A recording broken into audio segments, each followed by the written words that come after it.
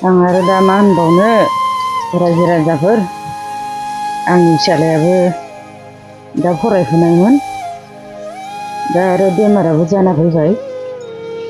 बिफायाबो बेमार किडनिनि अन्थाइ जाना दं दा गथ' सासेखौ बेमार आजार नायनोबो फैसाबो थाखाबो गैला हा हुआबोथ' मालायनि हायावसो थानाय जादों हायाबो गैया दा बेनि थाखायनो एसे सहायखौ लुगैदोंमोन रायजो राजानिफ्राय बेखौनो आंबो मा बुंबावनो दा साननोनो सानख'नो हायाखै माने दा हौवायाबो दा फारसेखै जेबो मावनो हाला उफायानो गैला माने बेनि थाखायनो दा आङो अनसुंथाइखौ माने रायजोनिफ्राय लुगैदों आङो गथ'खौ माने फाहामनो बिराद नाजाबाय दं दा मोनसे गिदिर अपारेशननि थाखाय दंबावो माने मोनसेयाथ' खालामखांबाय बेनि थाखायनो जाबाय फिसाज्ला ना थ' दाखालि बिदिनो उन्दै समाव गुग्ला रखम जानायखाय बिदिनो बुरैफोरा एसे जारि गैयै खालामदोंमोन आरो बेयाव गोदोनाबो थाबाय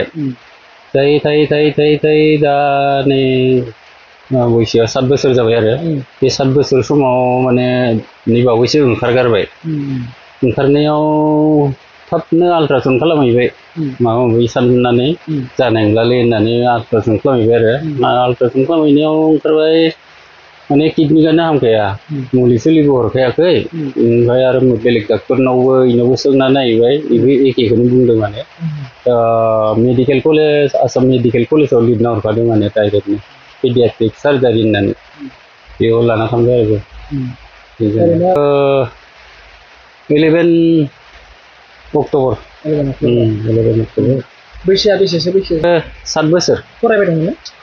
ना 2 थाखो क्लास 2 फरायदों 2 थाखोआव फरायदों दायो आदैमोना मा खालायो रायजोनिफ्राय आसाम मा होनदो आसाम सरकारनिफ्राय मा अनसुंथाइ सरकारनिफ्राय बिदिनो मोनोब्ला अनसुंथाइफोर मोनोबा दा गथ'नि बेमार नायनोबो फैसा आखायाव जेबो गैथारला हिसाबै एसे गरसे गरनै अनसुंथाइ सोरबाफोर अननानै हरोबा गथ'खौ बेमार नायनायाव बेखौ रायजो राजाफोरा बिदिनो अनोबा माने गरसे गरनै हरनानै बे गथ'नि थाखाय हरबा फोथांनो हागोन बायदि साननानै माने हरोबा मोजां मोनगौमोन आरो बिदि आरो दा न'खरावबो गैथारा बे हिसाबै दा बेखौ अपारेशन खालामनो बेसेबां रांनि गोनांथि जागोन गोनांथियाथ' दाखालि 11 तारिखआव थांनायाव 11 तारिखआव थांबाय बेनिफ्राय 29 तारिखआव डिसचार्ज खालामना हरदो जेनेबा बिदिनो पाइप टाइप सोनानै ओमफ्राय खालामना हरनायाव बिदिनो 25-26 हाजारसो फैसा जोबखाबाय आरो दा थांनायावथ' बेखौ लांनायावथ' आरोबाव एखेनि एसे बारासो जागोन दा माने माबादो ओरैनो पाइप सोनानैल' माने माबाखौ उदैनि दै गाज्रिखौ बरनग्रोदो गामिया मा गामि जोंना इयो दलंगुरि धेमाजियानो डिस्ट्रिक्टआ थानाया इयो सिमिनानो सिमिन थाना